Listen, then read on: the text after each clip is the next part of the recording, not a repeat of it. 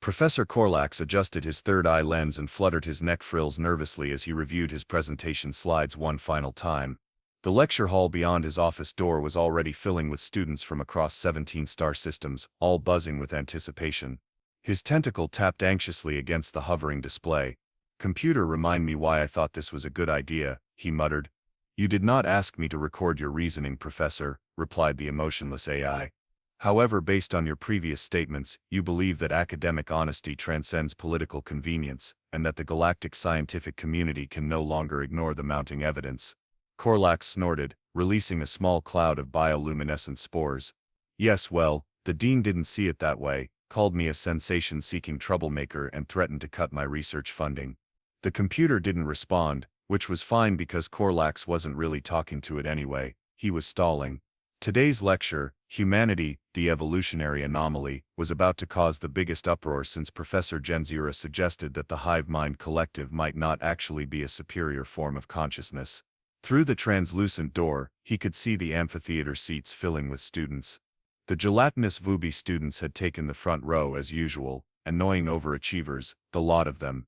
The reptilian Dracs sat in their temperature-controlled section, while the methane breathers clustered near their special ventilation ports. And there, looking spectacularly out of place among the assembled extraterrestrial academics, sat a single human. Mac Reynolds, exchange student from Earth University, or Yale, as he insisted on calling it, scratched his beard absently while scrolling through his datapad. Qorlax felt a momentary pang of sympathy for the human. Reynolds had no idea he was about to become the center of attention in what promised to be the most controversial xenobiology lecture of the decade. "Remember," Qorlax told himself, straightening his academic robes with his lower limbs, "objective scientific analysis. No value judgments, just the facts." The warning chime sounded. It was time. As Qorlax slithered into the lecture hall, conversations immediately died down. All 742 students from across the known galaxy fixed their various sensory organs on him. 3 members of the academic council sat in the back row, mandibles clicking in disapproval. Even Dean Zornax had decided to attend, her crystalline form glittering ominously under the lights. Well, thought Qorlax, no turning back now. He connected his neural implant to the room's projection system and cleared his throat, all 4 of them. "Distinguished colleagues, eager minds," and he paused, nodding toward Mac Reynolds, "our visiting human friend. Welcome to Advanced Xenobiology 507, Evolutionary Anomalies in the Post-Contact Era. Today's lecture might challenge some deeply held assumptions. I ask only that you reserve judgment until I've presented all the evidence." The holographic display behind him flickered to life, showing a rotating image of Earth. For the past century, the galactic community has maintained what I would call a polite fiction regarding our relationship with the beings from this unassuming little planet. We've welcomed humans into our universities, our trading posts, and our diplomatic corps. We've marveled at their art, exchanged technological innovations, and even, in some rare cases, formed personal attachments. He noted several uncomfortable shifts among the students. Species mixing was still taboo in many cultures. "What we have not done," Qorlax continued, his voice dropping dramatically, "is acknowledge the simple data-supported truth that I will demonstrate today." He paused for effect. "Humans are, without question, the most terrifying apex predators the universe has ever produced." The lecture hall erupted in a cacophony of protests, clickings, hissings, and one very confused, "Wait, what?" from Mac Reynolds. Dean Zornax's crystalline form vibrated in obvious distress. "Professor Qorlax, this is highly irregular and potentially damaging to our human relations initiatives." "With respect, Dean," Qorlax replied, his neck frills extending to their full intimidation display, "this is a scientific institution. I'm merely presenting peer-reviewed data." "Peer-reviewed by whom?" challenged a multi-eyed Vubi student, their gelatinous form quivering indignantly. "By scientists who haven't had their research grants funded by the diplomatic corps," Qorlax shot back, earning a few appreciative clicks from the Drax section. Meanwhile, Mac Reynolds sat frozen in his seat, suddenly aware that every non-human in the room was either staring at him or deliberately avoiding eye contact. His hand, which had been halfway to his mouth with a nutrient bar, slowly lowered back to his desk. "Look," Qorlax continued, "I'm not suggesting we should fear humans. Quite the opposite, Understanding their true nature is essential for genuine interspecies harmony. So please, allow me to continue. The protests subsided into uncomfortable murmurs as the professor activated his next slide, a simple human skeleton, alongside those of other known intelligent species. First, let's consider basic physiology. Humans evolved on a death world. Objection, called out a faculty member from the back. Earth is officially classified as a Class 3 habitable planet. Qorlax rolled all three of his eyes. That classification is political, not scientific. Earth features extreme temperature variations, devastating weather phenomena, tectonic instability, and dangerous radiation levels from their local star. By any objective measure, Earth is what colloquial terminology would call a death world. He tapped a tentacle, and the display showed images of Earth's natural disasters, hurricanes, volcanoes, tsunamis. Within this hostile environment, humans evolved as persistence hunters. Unlike most intelligent species who evolved from prey animals or opportunistic omnivores, humans are one of only 3 known sapient species to evolve from dedicated predators. But what truly sets them apart is this. The display changed to show a human running alongside various alien species, all beginning to collapse from exhaustion, while the human continued. Humans can out-endure nearly any species in the galaxy. Their bipedal locomotion is incredibly energy efficient. Their sweat-based cooling system allows them to regulate temperature during extended physical activity. While many species evolved for speed or power, humans evolved for relentlessness. A Drax student raised a scaled appendage. But Professor, humans are physically weak compared to many species. The average Drax juvenile could overpower an adult human. An excellent point, Qorlax acknowledged. If this were about immediate physical confrontation, humans would indeed rank low on the threat scale, but primitive humans didn't need to be the strongest or fastest. They simply needed to keep pursuing their prey until it collapsed from exhaustion. They're essentially the slasher movie villains of evolution. They just keep coming. Mac cleared his throat. Professor? This is feeling a little weird. We're not actually that scary. The lecture hall went silent. Everyone staring at the human who'd just spoken. A small floxy near the back activated its panic sacs and had to be escorted out. Mr. Reynolds, Qorlax said, almost gently. I appreciate your modest perspective, but perhaps you could answer a simple question for the class. How long can you go without sleep before suffering major cognitive impairment? Mac shrugged. I pulled 3 all-nighters during finals week last semester, so like 72 hours. I was pretty messed up by the end though. A collective gasp rippled through the audience. The dean's crystalline form darkened in distress. 3 full planetary rotations, Qorlax translated for the class.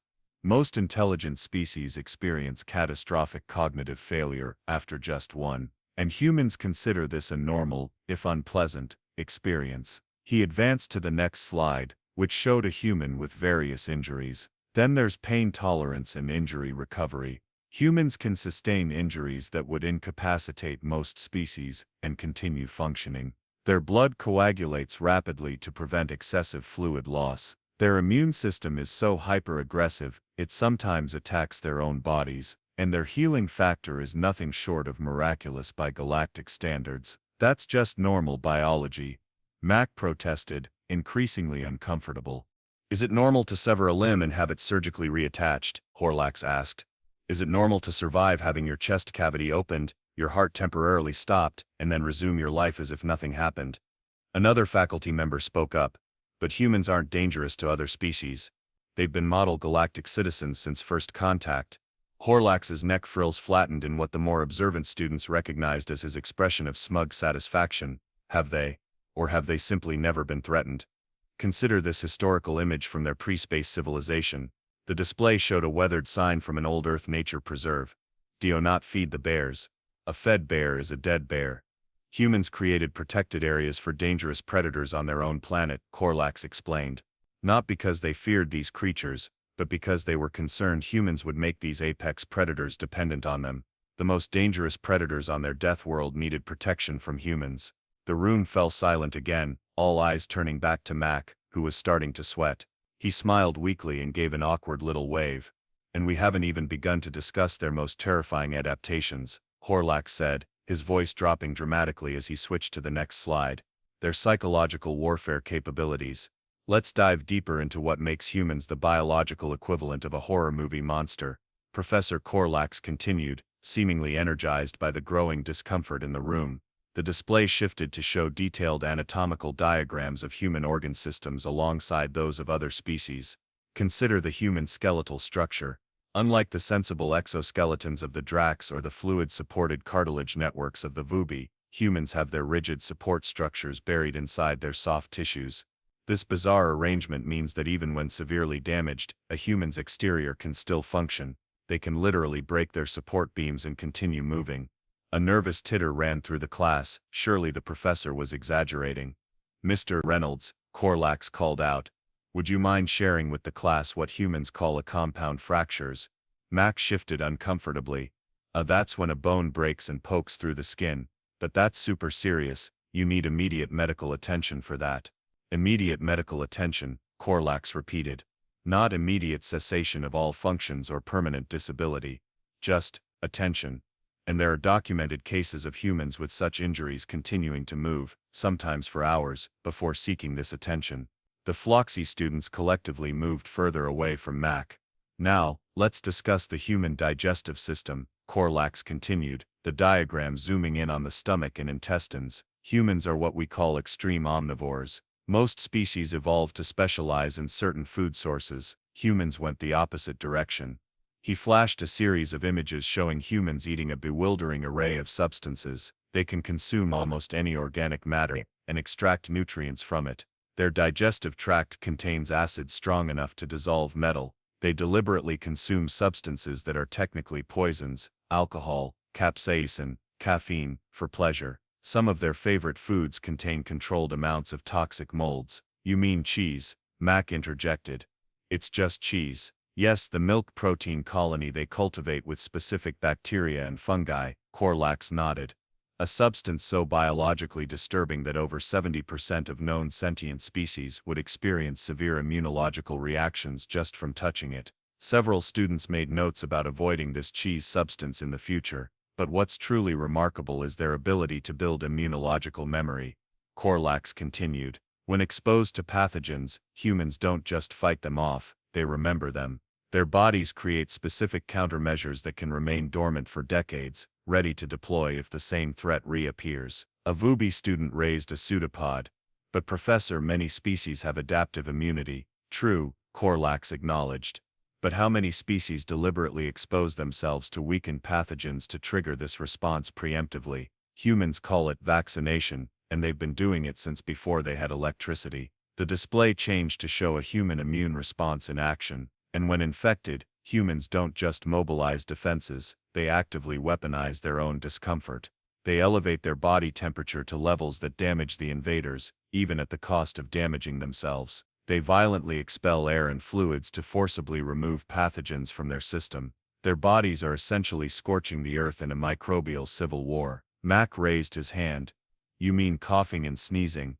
That's not that impressive." "Not impressive." Qorlax's neck frills extended in disbelief. "Mr. Reynolds, when a Drax gets a respiratory infection, they enter a state of suspended animation until their specialized immune cells can slowly neutralize the threat. It takes weeks. When a Vubi encounters a novel pathogen, they must shed the affected portion of their body. And you're telling me humans just continue their daily activities while forcibly ejecting infected material at high velocity?" The class collectively moved even further away from Mac. "Which brings me to perhaps the most disturbing physical adaptation," Qorlax said, lowering his voice dramatically. "Humans are damage-resistant to an extent that defies evolutionary logic." The display showed a series of images that made several students activate their emergency vision filters. Humans with extensive injuries, undergoing surgical procedures, engaging in extreme sports. Humans routinely survive trauma that would be fatal to most species. They can lose up to 40% of their blood volume and recover.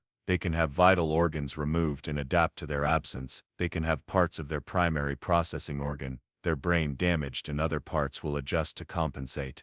They've developed procedures to temporarily stop their hearts, repair them, and restart them. A faculty member interrupted. "Professor, this borders on sensationalism. You're portraying standard medical procedures as if they're something sinister."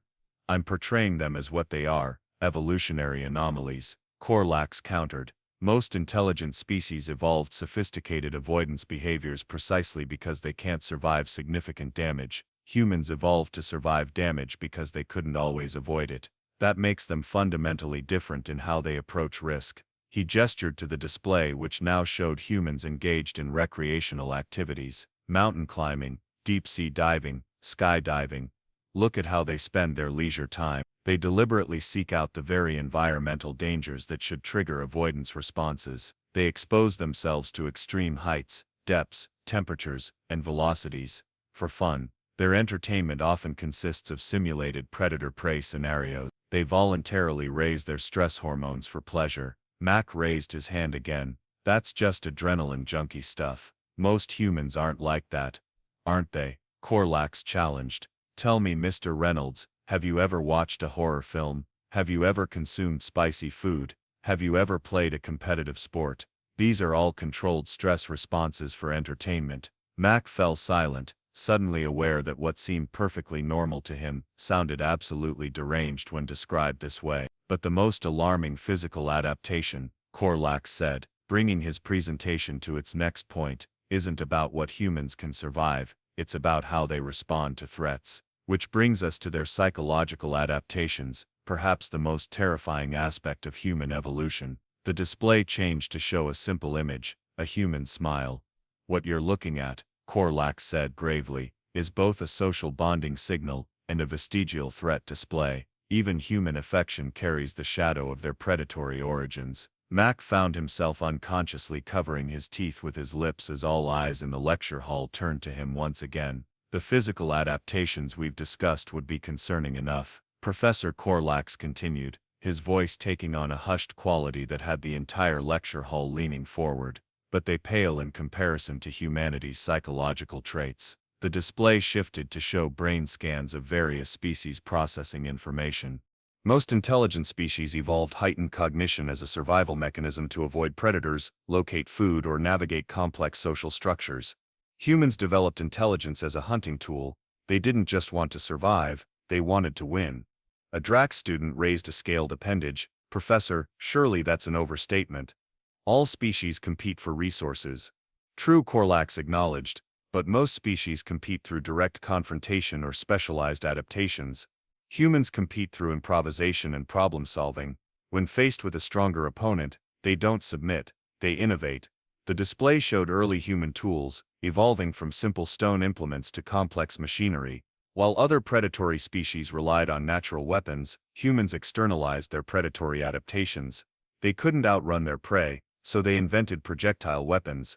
They couldn't overpower larger threats, so they created traps. They couldn't survive extreme environments, so they developed portable shelters. For every limitation, they engineered a solution. The dean's crystalline form flickered with unease. These are signs of intelligence, not predatory behavior. Are they? Qorlax challenged. Consider how humans approach problems compared to other intelligent species. The Vubi collective avoids problems through consensus and cooperation. Drax ritualize confrontation to minimize harm. Floxy retreat and adapt their own forms, but humans declare war on problems. The display showed various human phrases: war on cancer, battling climate change, fighting poverty. They use combat terminology for everything from disease treatment to educational initiatives. They don't adapt to challenges, they treat challenges as enemies to be defeated. Max spoke up, that's just figures of speech. We don't actually think we're fighting a physical battle against cancer. Don't you? Qorlax turned all three eyes toward him. Your medical terminology is filled with military language. Cells invade, treatments target, the body defends. Your scientists attacks problems. Your entire approach to obstacles is fundamentally adversarial. The professor clicked to the next slide, showing human responses to various disasters. And then there's the most uniquely human psychological trait, spite. When faced with overwhelming odds, most species retreat. Humans dig in. When told something is impossible, they become determined to prove otherwise. They don't just want to survive, they want to prove a point.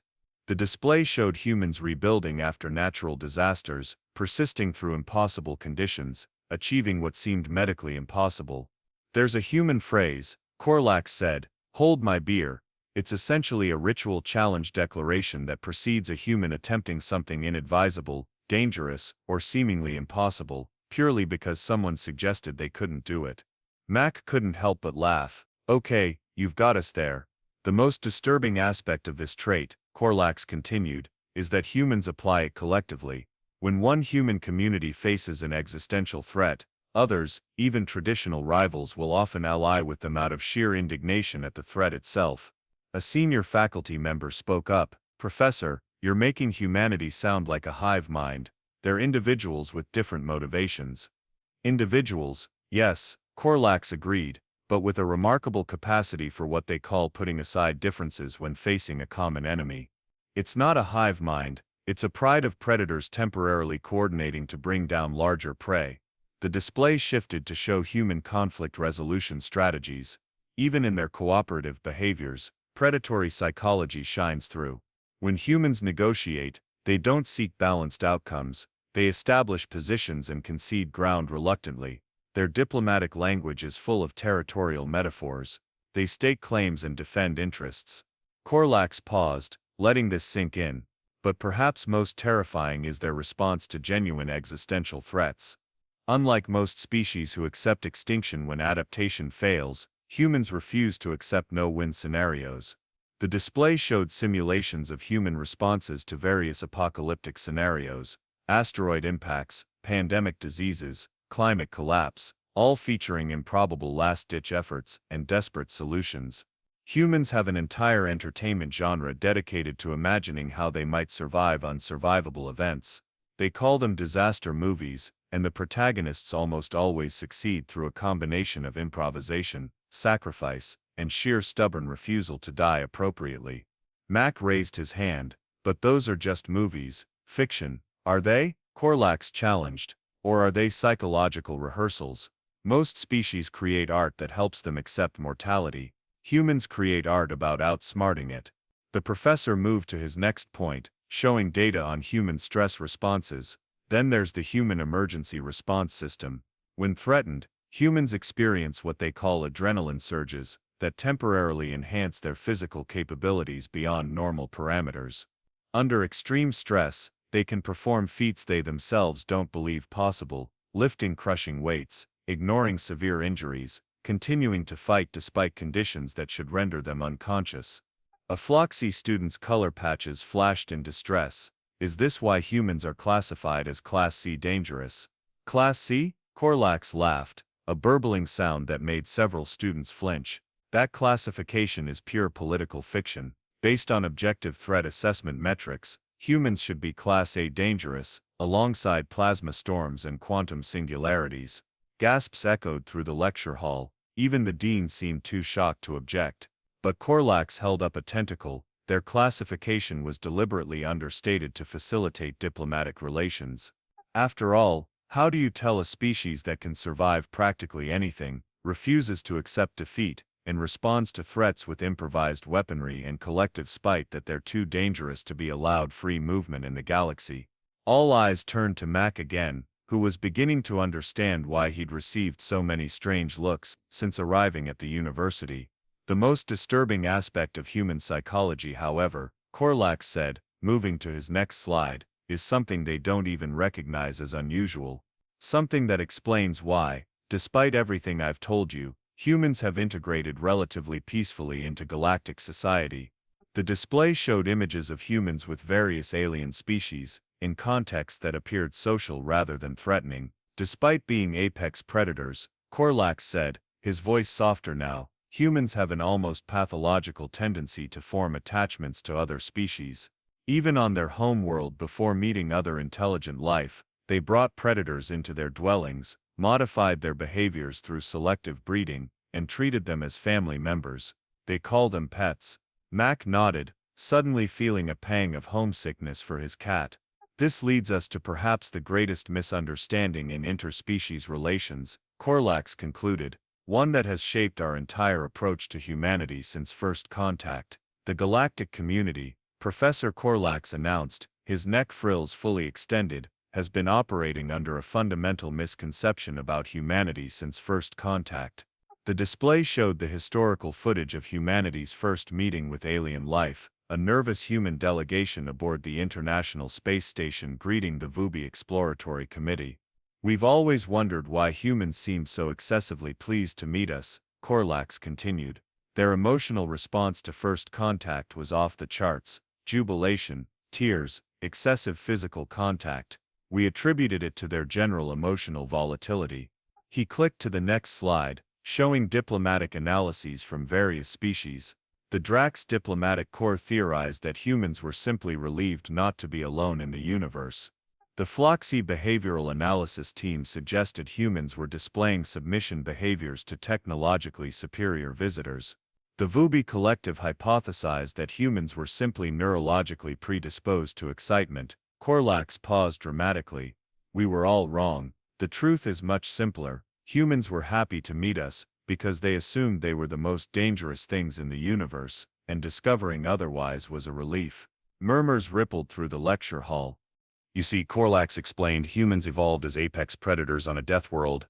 Their only existential threats were other humans and planetary-scale disasters. They developed technologies that could destroy their entire biosphere, created weapons of mass destruction, and still continued to advance. They fully expected that if they ever met alien life, those aliens would be similarly predisposed or worse." The display showed human science fiction from before first contact, images of monstrous aliens, world-destroying invaders, and interstellar wars. Human fiction was filled with scenarios where alien contact led to existential threat. They imagined species that would harvest them for resources, conquer them for territory, or simply exterminate them as competitors. When we actually arrived, peaceful, cooperative, primarily evolved from prey species with strong inhibitions against violence, they were overjoyed. Mac shifted in his seat. "Is that really how you see us? As some kind of monster just waiting to happen?" "Not monsters," Qorlax corrected. "Apex predators with a remarkable capacity for restraint. That's the other half of the misunderstanding. We've been terrified of humans this entire time, and they haven't noticed because they've been deliberately gentle with us." The dean's crystalline form vibrated in alarm. "Professor, this is classified information." "It's observable fact," Qorlax countered. "The Galactic Defense Council maintains contingency plans for human aggression. We've deliberately withheld certain technologies. We've maintained population controls on human-inhabited worlds. We've even structured trade agreements to make humans dependent on galactic resources." The lecture hall erupted in chaos. Students buzzed, clicked, and flashed communication signals to each other. Several faculty members were frantically accessing their data terminals. Mac sat stunned, trying to process this revelation. "Are you saying," he finally asked, his voice cutting through the commotion, "that the galaxy has been treating us like some kind of dangerous animal this whole time?" Qorlax's neck frills relaxed slightly in what might have been embarrassment. "Not an animal, a potentially dangerous equal. Like keeping a friendly carnivore as a roommate, one that doesn't realize its own strength." "That's ridiculous," Mac protested. "We've been model galactic citizens." "Exactly," Qorlax nodded. "Suspiciously model citizens, in fact. Your species went from global warfare to interstellar peace in less than a century.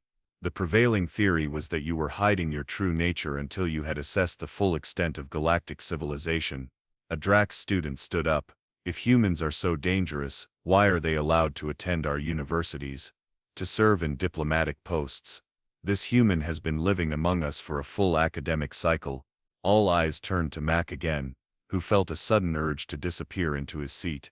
"Because," Qorlax explained, "the containment strategy isn't working. Humans aren't being contained. They're forming relationships.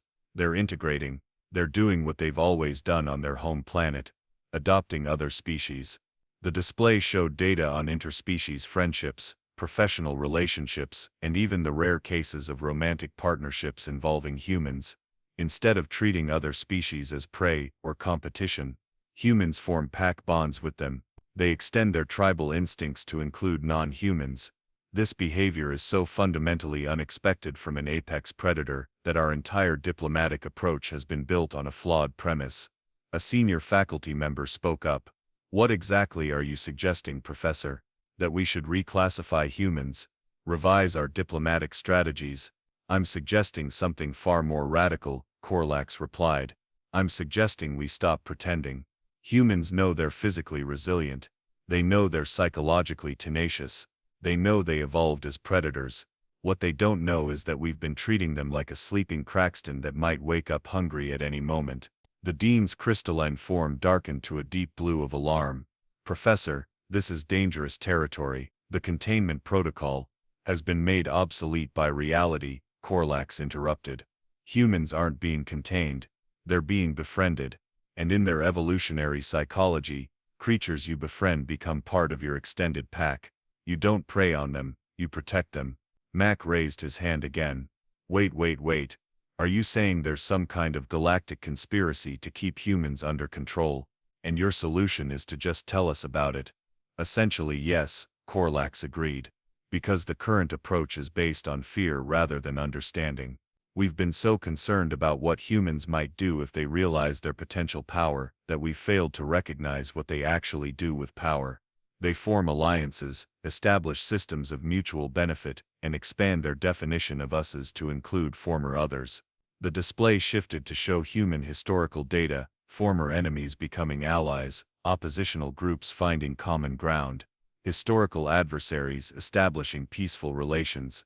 We've been treating the most socially adaptable predator species in known space as if their predatory nature was their defining characteristic, when their most remarkable evolutionary trait is their ability to selectively suppress predatory instincts in favor of cooperative behavior. The lecture hall had fallen into a stunned silence, with all attention divided between Qorlax and Mac, the professor who had just revealed a galactic conspiracy and the human who was learning about it in real time. So, Mac finally said, "You're telling me that everyone's been scared of us this whole time. That's why my research funding kept getting delayed, why I wasn't allowed to visit certain facilities, why my housing application took 3 times as long as everyone else's." "Yes," Qorlax confirmed. "And why the cafeteria always seems to be out of meat options when you arrive, why your physical education requirements were modified, and why there's a subtle evacuation whenever you appear upset." Mac looked around the lecture hall, suddenly understanding countless small oddities he'd experienced since arriving. The way conversations stopped when he entered rooms, the excessive personal space everyone gave him, the nervous laughter at his jokes. "But that's just weird," he said finally.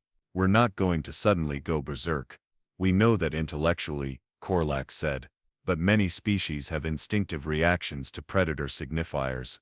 Your forward-facing eyes, your exposed teeth when smiling, your height and bilateral symmetry, all trigger subliminal warning responses in many galactic species." "So what's your proposed solution, Professor?" asked a faculty member, their voice tense. Qorlax's neck frills relaxed completely, and he gestured to the final slide of his presentation. "We stop pretending. We acknowledge humans as what they are. Remarkable evolutionary anomalies who combine predatory adaptations with unprecedented social flexibility, and we recognize that their most dangerous quality might also be their most valuable, their ability to adopt, protect, and defend those they consider their own." The dean's crystalline form vibrated with barely contained fury. "Professor Qorlax, you have violated at least 17 classified protocols today. The Galactic Council will what?" Qorlax interrupted, his neck frills fluttering with what appeared to be amusement. "Continue a containment strategy that isn't working. Pretend that humans don't notice they're being treated differently. The charade is unsustainable." The lecture hall had become divided. Half the students were keeping a nervous distance from Mac, while the other half were eyeing him with newfound curiosity. Mac stood up. For some reason, several students flinched. "Okay, let me get this straight," he said, addressing the entire room. "You've all been tiptoeing around humans because you think we're some kind of dangerous predator species that might snap at any moment." Nervous clicks, hums, and color flashes rippled through the audience in collective admission. "That's just ridiculous," Mac continued. "We're not going to eat anybody. We're not going to conquer the galaxy. Most humans I know can barely handle a minor inconvenience without needing a nap. Yet humans have survived global wars, pandemics, climate disasters, and their own technological missteps," Qorlax pointed out. "Your species' resilience is unparalleled. That doesn't make us dangerous," Mac protested. "If anything, It just means we're really stubborn about staying alive. Precisely my point, Qorlax said, his third eye blinking in satisfaction. Which brings me to my final conclusion, the one insight that the containment protocol has consistently overlooked. He clicked to the final slide of his presentation, a collage of images showing humans forming bonds with both terrestrial animals and alien species. Humans aren't just apex predators, they're apex protectors. Their predatory adaptations, their persistence, their problem-solving, their spite in the face of overwhelming odds, are almost never deployed for conquest, they're deployed in defense of their pack. And humans have the remarkable ability to extend pack status to virtually any creature they form attachments to. A Vobi student raised a pseudopod, but that's contradictory.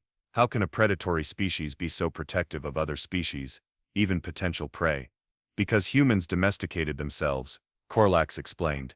Long before they met alien life, they were selectively breeding themselves for cooperation and reduced aggression. They created social structures that rewarded empathy and community support. They developed moral philosophies centered around protecting the vulnerable. Mac nodded slowly. So you're saying we're dangerous but not in the way you've been afraid of? Exactly, Qorlax agreed. The real danger isn't that humans will conquer the galaxy, it's that they'll adopt it. Confused murmurs rippled through the lecture hall. Consider this, Qorlax continued. In just the 60 years since first contact, humans have established deep cultural exchange programs with 17 species. They've adapted their dwellings to accommodate non-human friends. They've modified their foods to be safe for multi-species consumption. They're learning alien languages not just for utility, but because they enjoy the sounds. They're collecting our art, incorporating our music into their compositions, inviting us into their homes. The professor's neck frills extended fully again, but not in alarm, in what appeared to be wonder. They're treating the entire galactic community the way they treated wolves 30,000 years ago. Not as prey, not as threats, but as potential companions. And if history is any indicator, in a few thousand years we'll all be humans' pets. Shocked silence fell over the room. Dean Zornax's crystalline form pulsed rapidly. That's preposterous, is it? Qorlax challenged. The containment protocol assumes humans are dangerous because they might conquer us. I'm suggesting they're dangerous because they might love us, and we might not be able to resist loving them back. Mac couldn't help laughing. So your big revelation is that humans are going to befriend the galaxy to death? Essentially yes, Qorlax agreed. Your species' most terrifying weapon isn't your resilience or your problem-solving, it's your charisma, your ability to make other species care about you, to want your approval, to adopt your values. A faculty member stood up. This is anthropomorphization to an absurd degree. No, Qorlax countered. It's recognition of a legitimate evolutionary strategy. Humans make themselves useful, they make themselves entertaining, they adapt to accommodate others while subtly encouraging others to adapt to them, and they've been doing it so effectively that we've failed to notice we're already changing in response. He gestured around the room. Look at this university. In the 60 years since humans joined galactic society, we've added oxygen-rich environments to every major facility. We've incorporated human artistic principles into our architecture. We've adopted human teaching methodologies. We're serving human foods in our cafeterias, using human idioms in our common speech, celebrating human holidays as cultural exchange initiatives. Murmurs of realization spread through the room as students and faculty alike recognized the truth in his words. So what are you suggesting? The dean demanded. That we should fear human cultural influence instead of their physical capabilities. I'm suggesting we should stop fearing and start understanding, Qorlax replied. Humans aren't the mindless predators we've been treating them as, nor are they the harmless friends they've presented themselves as. They're apex predators who evolved to channel their predatory traits into social bonds rather than pure dominance. He turned to Mac. Mr. Reynolds, would you agree that humans will fiercely defend those they consider part of their community? Mac nodded slowly. Well, yeah, that's just being a decent person. And would you say humans go to extraordinary lengths for those they care about, enduring hardship, taking risks, defying authorities if necessary? I mean, of course, Mac said. Wouldn't anyone? No, Qorlax said simply. Most species wouldn't. Most intelligent species evolved risk avoidance as a primary survival strategy. Humans evolved risk management instead, weighing potential harm against potential benefit, especially for their social group. A senior faculty member spoke up. Professor, are you suggesting we abandon the containment protocol entirely? I'm suggesting we replace it with something more honest, an integration protocol, one that acknowledges humans for what they are, with all their predatory adaptations and all their social capabilities, one that doesn't treat them as threats to be managed but as allies to be understood. The dean's crystalline form darkened. The council will never approve this. They might, Qorlax said, if they understood what I've recently come to understand about humans. He paused, his neck frills relaxing into what appeared to be a gesture of affection, which brings me to my final point, and the reason I've risked my academic career on this lecture. He clicked to one last slide, an image of himself alongside a human woman in what appeared to be a pair bonding ceremony. Gasps echoed through the lecture hall.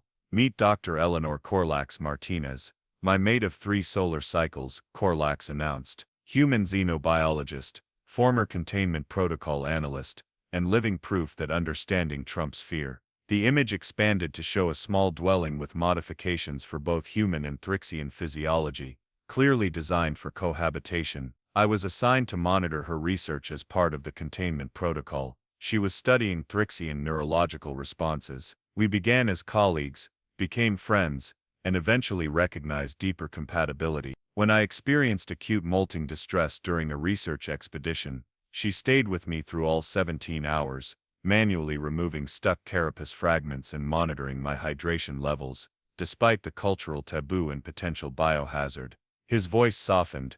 When I asked why she'd take such a risk, she said simply, "Because you needed help, and I care about you." That's when I realized what we've been missing in our understanding of humans. Their predatory nature isn't separate from their social nature, it's the foundation of it. They protect what they care about with the same intensity they once hunted with. Max sat back down, oddly moved by the professor's revelation. So, Qorlax concluded, turning back to address the full lecture hall, we can continue treating humans as potential threats to be contained, or we can recognize them as what they truly are, the most socially adaptive apex predators in known space, whose greatest evolutionary innovation wasn't their resilience or problem-solving, but their capacity to turn these predatory traits toward protection rather than consumption. He shut down the display.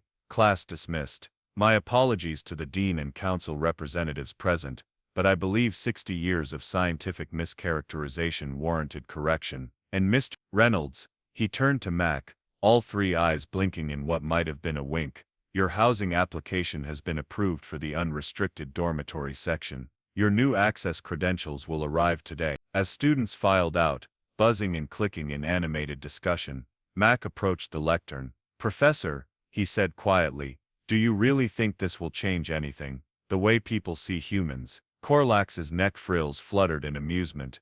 "It already has. Haven't you noticed?" Mac turned around. Instead of giving him a wide berth as usual, several students were lingering nearby, their body language curious rather than fearful. A Drax student actually nodded at him in what appeared to be respect. The containment measures were based on fear, Qorlax said, and fear thrives in ignorance. Once people understand what makes humans genuinely remarkable, not just your physical adaptations but your social ones, fear gives way to something else. "What's that?" Mac asked. Qorlax's neck frills extended in a Thrixian smile. "Curiosity, appreciation, maybe even admiration. After all, who wouldn't want an apex predator as an ally, especially one with a pathological tendency to adopt anything it finds interesting?" As they walked out of the lecture hall together, Mac noticed something else. Students weren't just failing to avoid him, some were actually moving closer, as if hoping to be noticed. Well, he thought with a smile that no longer felt like it needed to be hidden, this is going to be an interesting semester. Behind them, Dean Zornax watched in crystalline dismay as 3 more students approached the human, clearly seeking interaction. She activated her neural link to the Galactic Council. "We have a situation," she reported. "The containment has been compromised." The response came back immediately.